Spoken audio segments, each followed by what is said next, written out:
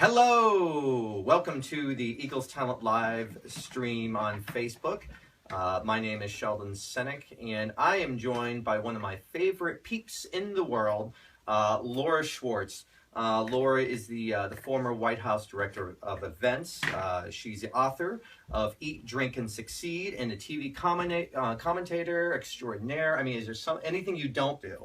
Hey, I'm a girl from Wisconsin. You got to just do it all when you grew up there. So I'm always up for anything. So, Laura, let's briefly talk about how you navigated your way to become the Director of Events at the White House. Well, first of all, thank you all for joining on Facebook to listen to me speak with Sheldon today. I can't tell you how proud I am to be sponsored and respected because of this incredible organization. To be represented by Eagles Talent Speakers Bureau is just great for me. So I got to tell you, it's something I talk about. It's part of my core message of turning what sometimes we can see as optional into opportunity. That's exactly what the White House was. I went to American University for a one-semester program, of which I was due then just to return back to school. And when I got there for that program, where you could choose one of a few tracks to do and follow, I choose museum studies. I thought it'd be fun. I love a good Smithsonian institution, and I found it pretty fascinating. And so we did great gallery walks and visits 3 days a week, and then 2 days a week you had an internship. Well, I interned at a law firm for a communications group right within it, and it was great.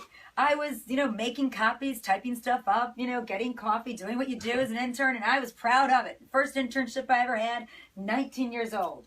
And then my roommate got a call from her professor. And her professor in the journalism program said, hey, listen, just want to let you know, there's a guy that did this program a few years ago. He's now in the president-elect's transition office, and they're going to need help on day one. And I went and I met with this guy, and he said, listen, at noon on Inauguration Day, everything changes. We need people to answer phones, get coffee, make copies. You're not going to be briefing the president or anything. This is just grunt work. And I'm like, hey, that's what I'm doing now. I'd much rather do it in the West Wing. Right. So I said, sign me up. And I started volunteering.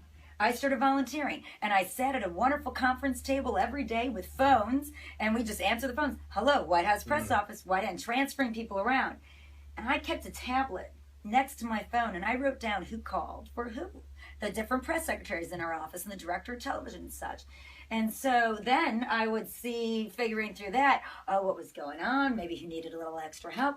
And I'd go up to them and say, hey, you know what? I see you've got an event next week. If you need some help escorting a TV crew or just anything, let me know. I'm happy to come in. I don't have class that day. So I actually did have class that day. But I came in, and now I got to just take a crew from point A to point B and then observe what was going on. And I continued to do that. And because I was always up to make a copy and changing the toner and the fax machine all those years ago, they got to know my name. I came in at 6:30 because that's when the staff was there. I left at 9:30, even though the staff was there even still way later, but it was safe for me to go home on the Metro. You're like a quarterback who wants to win. Yeah, right? versus one other girl who volunteered with me who came in 9 to 5. And nobody really ever got to know her name because she never really volunteered up for anything. And so I look back and I say, listen, I was never up for saying no. I was the yes person when it came to, you need something done? I'm your girl. Nothing was below me. Nothing was above me that I couldn't figure out and make happen. And that's how they got to know my name. And I really think that was the turning point for me, turning what could have been an optional couple hours a day into an opportunity that radically changed my life.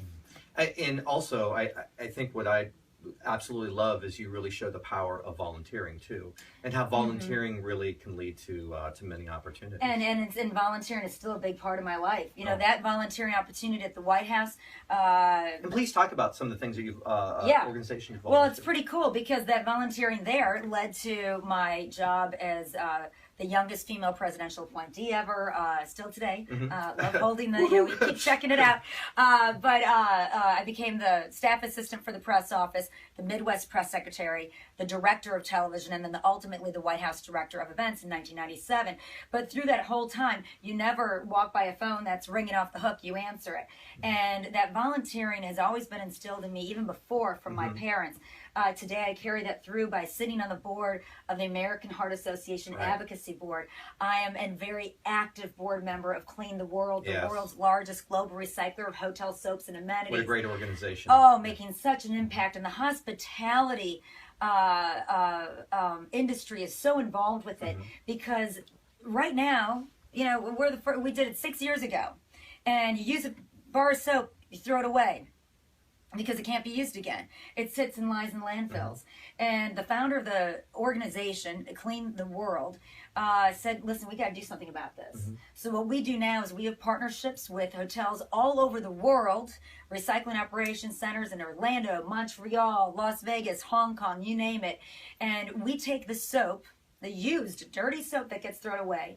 We sanitize it, we grind it down, make it into smaller bars of soap. We do the same thing with the bottle amenities. We sanitize those, and if they're 90% or more full, they get used in hygiene kits, and we get that out to those that need it, both around the world in 101 countries, and right here in America to a lot of battered women's shelters, food pantries, schools for houseless children. So I'm very passionate about giving back in different ways that I can, in very structured functions such as Clean the World and American Heart Association, but with United Way, YWCA, with my neighborhood association. So I really enjoy the opportunity to mentor. And I think mentoring is so important. It's something I bring into a lot of what I speak about. But I have to say, there's great overlap with my speaking opportunities. I had the wonderful opportunity through Eagles to both MC and interview on stage Brett Baer and Rob Lowe for the largest pharmaceutical summit. This is the Specialty Pharmaceutical Summit, led by Assembia, just about a month ago. It was held at the Wynn Hotel and Casino. And so, like with all the clients I have that are at hotels which participate with the Clean the World, I said to the Assembia folks, I said, you know, how many heads and beds do you have if we count up how many days this is and how many folks you have coming? And they told me, so I called Clean the World headquarters. And I said, can you add up to me with 12,000 heads and beds how much waste will be offset from Southern Nevada landfills, and how many new bars of soap will be made to help others, and how many bottled amenities recycled will go into hygiene kits for the American Red Cross and all of those organizations. So they got me those stats. So not only was I able to go to the Wynn for Assembia, but during my downtime go thank the shift change housekeepers, and then share that information with Assembia, and through my company tweet out what it means to host an event at not just a great, fabulous venue like the Wynn, but a responsible one like the Wynn.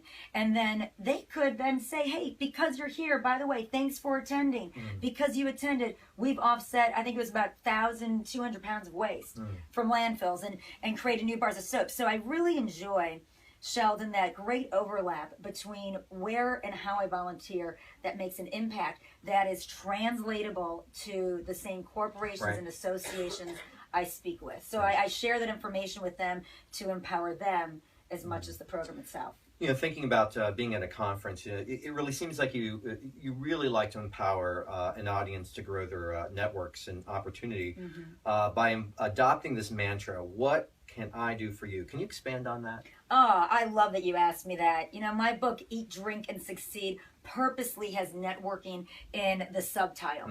And that's because, as you know out there, networking can sometimes seem so manipulative. It's, you're having a conversation with someone, you think it's going really well, maybe it's over cocktails or on a park or whatever, and then you find out they just want to get something from you. And if you can't give them the discount or get them a certain thing here or there, they're off to the next conversation. That's not networking. I look at networking as positive, as powerful, as building bridges for others to get to where they need to go in life. Because if we look into our scenes, and I talk about this a lot, diagramming our social scenes, we find the untapped power we have to build those bridges for others. Because when we help others, we achieve ourselves. We can help people turn the optional into an opportunity. And you know what, Sheldon? 6 months from now or that moment, you might have to walk across that same bridge. And so networking is what I can do for you. And I think that really comes full circle. Again, maybe 6 months from them, maybe 6 years from them, maybe never. Full circle. But you are a part of helping someone maybe at the most exciting or the most difficult time in their life. And I think that's one of the best gifts we can give. And when we network, we build those bridges, we help others. And that's what it's about. Thinking about your history of working in the White House, meeting tons of leaders around the world, and spending time going to conferences and conventions all over the world, meeting so many CEOs and presidents and companies. What do you think are some of the top common traits you find in leaders? Well, I got to tell you, Sheldon. Good leaders, yes, and that's such a good question. And I was so honored and humbled to have had that opportunity during the White House for 8 years, and now as a speaker since then. So grateful for the opportunity. And the common traits I find between successful world leaders and CEOs and managers and staff assistants and admins, all alike, are those that don't just surround themselves with people that think like them, that are going to agree with them, but that will, when asked, tell them what they think and why they think it. President Clinton taught me a very important, with a story, he taught me a very important thing in my life, is that you always have to know why you're saying what you're saying. And when you know why you're saying what you're saying, you can stand by and say, yes, I agree, and this is why. Or you can say, no, I disagree, and this is why. And I think world leaders and successful CEOs and everybody at every level, when you surround yourself with, as I like to call, a kitchen cabinet, right. Your unpaid advisors that you trust to tell you the truth, that's when maybe you'll change course on a decision. Or maybe you'll realize that you need to study the course on what you're on. So I think it's world leaders that surround themselves with different people that give them ideas from all sides of the aisle and all sides of the issues. And that's certainly like what I try to do in my own life personally as well. Right. So one other question before we just wrap up in about a minute. In addition to your staple program of the Eat, Drink, Succeed, and you also have Return on Experience, you have a new program that you are also offering, the U.S. election briefs. Yes. In about a minute, can you talk about what that program is about? Hey, I got to tell you, this election is like no other. People are curious, they're confused, some of them are concerned. In the U.S. election brief by myself, with my nonpartisan and always positive approach, I go into companies and their satellite offices, oftentimes overseas, exploring here in America as well, to just go through in about a 40-minute brief, 35, 40 minutes, to talk about how does this process work? Right now, it's all about the primaries. After the conventions, of which I've been at every convention, and I've covered every RNC and DNC since 2008, will again this July in Philly and Cleveland, we'll talk about how does the electoral process really work for a couple of minutes, because a lot of people aren't really familiar with that whole popular vote electoral map distinction. Then from there, all right, what's the state of the race?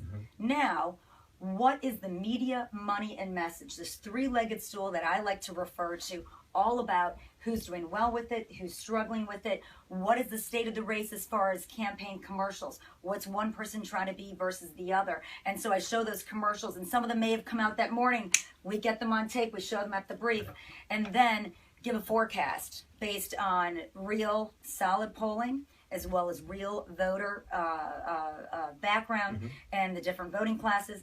And then, you forecast as best you can, and then discuss the global impact. And it's very interesting, especially internationally, how many people are curious as to what does the election mean to the global economy, because now we live in a globally interdependent society. Whether it's economics, security, healthcare, doesn't matter. We are all connected in this great fabric of the world that we live in. And that's why I really enjoy giving the U.S. election brief, because of my background at the White House, on the campaign in 2004, on television from 2004 to the present, to giving a nonpartisan perspective on American politics.